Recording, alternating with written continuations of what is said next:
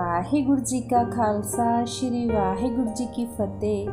साध संगत जी, असी गुरु नानक देव जी की जीवनी सूरज प्रकाश विचों सरवण कर रहे हैं। गुरु नानक पातशाह जी ने सारे ही संसार नूं तारन लई सारे संसार दा चक्कर लगाया, जिन्हां नूं असी उदासियां कहंदे हां। गुरु जी ने उत्तरी पूरब दी सम्मत 1554 तो लैके 1565 तक पहली उदासी संपूर्ण कीती। पहली उदासी विच गुरु कुशेत्र सूरज ग्रहण दा मेला देखिया, पंडितां नाल चर्चा कीती, उन्हां दे भरमां ते वहम कढे। नानू पंडित ते होर सारे सिख बने। इत्थों लोकां दा उद्धार करदे पाणीपत हुंदे हरिद्वार दे मेले ते जा पुजे। लोक गंगा विच खड़े होके चढ़दे नूं पानी सुट रहे सन। बाबा जी दे पुछण ते दस्सिया कि असीं परलोक विच पितरां नूं पानी दे रहे हां, अपने वड्डे वडेरिਆਂ नूं। किसे ने कहा सूरज भगवान नूं जल चढ़ा रहे हां। सब कुछ सुन के आप भी गंगा विच वड़ गए ते लैंदे मुँह करके पानी सुट्टण लग पे। लोग इकट्ठे हो गए। पुछया, ये तुसी की कर रहे हो? लैंदे मुँह करके आखण लगे, पंजाब विच पानी दी औड़ लगी हुई है, मेरियां खेतियां सुक्कियां हन, उन्हां नूं पानी दे रिहा हां। ਇਹ सुन के लोग हसन लग पे ते आखिया, भोले फकरो, तेरा पानी इत्थों पंजाब विच सैकड़े कोहां ते किवें पहुँच सकेगा? महाराज ने पानी छड्ड दिता ते लोकां नूं संबोधन करके आखिया, जे परलोक विच तुहाडा पितरां वड्डे वडेरिਆਂ नूं पहुँच सकदा है, जिन्हां दा पता निभा ही कोई नहीं, किन्ने मील किन्ने हज़ार कोह है, पर मेरा खेत तां इसे धरती ते है। ये जवाब सुन के लोकां दी सारी अज्ञानता ते अंधेरा दूर हो गया। फिर सतगुरां ने प्रेम नाल बह के सब नूं असली धर्म दे असूल दसे। बहुत लोकां ने सिੱਖੀ धारण कीती। इत्थों अगे पीली भीत नूं चले गए। गोरख मते पुजे, सिद्धां नाल चर्चा हुई, सिद्ध हार गए। उस समय दी इस जित दा सदका लोकां ने उस दा नाम नानक मता रख दिता। फिर बनारस पुजे। कंछी विच इत्थे पंडित चतुरदास नाल ज्ञान गोष्ठ हुई। चतुरदास दी चतुराई खत्म हो गई। महाराज दी शरण विच आ गया ते सिੱਖੀ धारण कर लई। होर भी नेकां ने सिੱਖੀ धारण कीती, सिख बने। इसे तरह सब नूं असली धर्म दा मार्ग दसदे होए अगे चले गए। गया जी पुजे। उत्थों अगे पटना विच गए। इत्थे सालस राय जोहरी महाराज दा सिख बनिया। उस वलों वेख के होर कई श्रद्धालुआं ने सिੱਖੀ धारण कीती। सालस राय जोहरी नूं इस हलके दा प्रचारक नियत करके आप जी असाम नूं चले गए। इत्थे काम रूप विच मरदाने दी राही कौतक रचिया। फिर आप गए जादूगरनी नूर शाह कोल। इत्थे ਉਹ राज करदी सी, उस दा उधार कीता, सिੱਖੀ बख्शी। उत्थों अगे ढाके चले गए। इत्थे भूमीए डाकू दा उधार कीता, उसनूं सिੱਖੀ बख्शी। मंदे कर्मां दा त्याग करवाया, प्रचारक नियत कीता। उत्थों दुनिया नूं तार दे कटिक तों हुंदे जगन्नाथपुरी विच पहुँचे। इत्थे पांडियां नूं सच्चा धर्म ते सिद्धा मार्ग दस्सिया। इस तरह पहली उदासी पूरब दी विच जीवां दा उद्धार करदे फिर वापस पंजाब आए। ਇਹ ਉਦਾਸੀ 12 ਕੁ ਸਾਲਾਂ ਦੀ ਆਮ ਲਿਖਾਰੀ ਦੱਸਦੇ ਹਨ। ਫਿਰ ਗੁਰੂ ਜੀ ਉਦਾਸੀ ਦੱਖਣ ਦੀ ਸੰਮਤ 1567 ਤੋਂ ਲੈ ਕੇ ਸੰਮਤ 1572 ਤੱਕ ਸੰਪੂਰਨ ਕੀਤੀ। ਗੁਰੂ ਜੀ ਨੇ ਦੂਸਰੀ ਉਦਾਸੀ ਵਿੱਚ ਇਸ ਰਸਤੇ ਸਫ਼ਰ ਸ਼ੁਰੂ ਕੀਤਾ।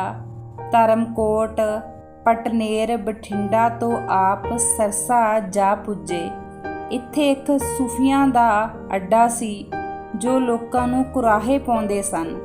ਇਹਨਾਂ ਦਾ ਮੁਖੀ ਸੀ ਖਵਾਜਾ ਅਬਦੁਲ ਸ਼ਕੂਰਾ। ਇਹਨਾਂ ਨੂੰ ਮਿਲੇ, ਵਿਚਾਰ ਵਟਾਂਦਰਾ ਕੀਤਾ। ਇਹਨਾਂ ਨੂੰ ਸਾਰੀਆਂ ਸ਼ੇਖੀਆਂ ਭੁੱਲ ਗਈਆਂ। ਬਲੀ ਅੱਲਾ ਜਾਣ ਕੇ ਚਰਨੀ ਲੱਗੇ, ਸਿੱਧਾ ਬੰਦਗੀ ਵਾਲਾ ਮਾਰਗ ਧਾਰਨ ਕੀਤਾ। ਇਹਨਾਂ ਦਾ ਉਧਾਰ ਕਰਕੇ ਆਪ ਬੀਕਾਨੇਰ ਨੂੰ ਚਲੇ ਗਏ। ਇੱਥੇ ਉਸ ਸਮੇਂ ਜੈਨੀਆਂ ਦਾ ਬੜਾ ਗੜ੍ਹ ਸੀ। ਉਹਨਾਂ ਨਾਲ ਗੋਸ਼ਟੀ ਹੋਈ। ਧਰਮ ਦੇ ਸੰਬੰਧ ਵਿੱਚ ਕਈ ਭਰਮਾਂ ਤੇ ਵਹਿਮਾਂ ਦਾ ਤਿਆਗ ਕਰਵਾਇਆ। ਅਸਲ ਮਨੁੱਖੀ ਜੀਵਨ ਦਾ ਮਾਰਗ ਦੱਸਿਆ।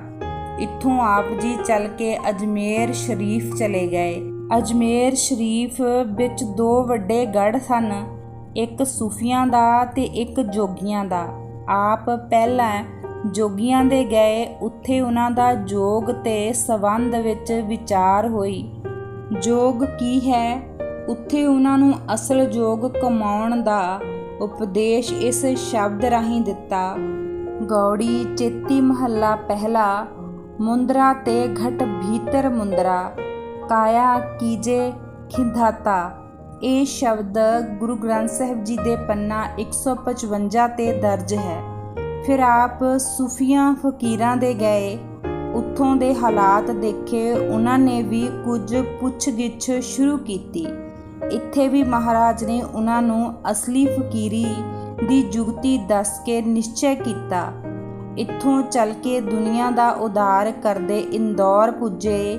ਇੱਥੇ ਕਈਆਂ ਨੂੰ ਕਲਿਆਣਕਾਰੀ ਉਪਦੇਸ਼ ਦੇ ਕੇ ਆਪ ਦੱਖਣ ਵੱਲ ਨੂੰ ਤੁਰੇ।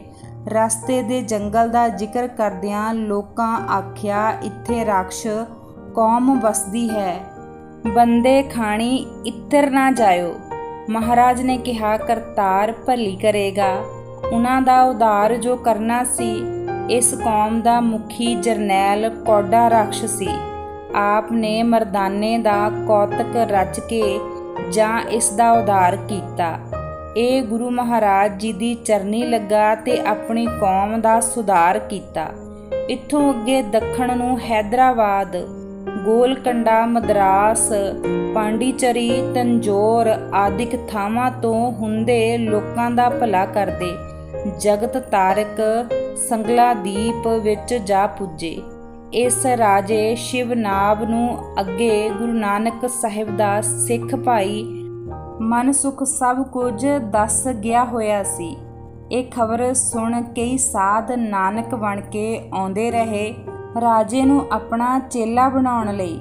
ਪਰ ਰਾਜੇ ਸ਼ਿਵਨਾਬ ਦੀ ਪਰਖ ਵਿੱਚ ਕੋਈ ਵੀ ਪੂਰਾ ਨਾ ਉਤਰਿਆ। ਸ੍ਰੀ ਗੁਰੂ ਨਾਨਕ ਦੇਵ ਜੀ ਸਿੱਧੇ ਰਾਜਾ ਸ਼ਿਵਨਾਬ ਦੇ ਬਾਗ ਵਿੱਚ ਜਾ ਉਤਰੇ।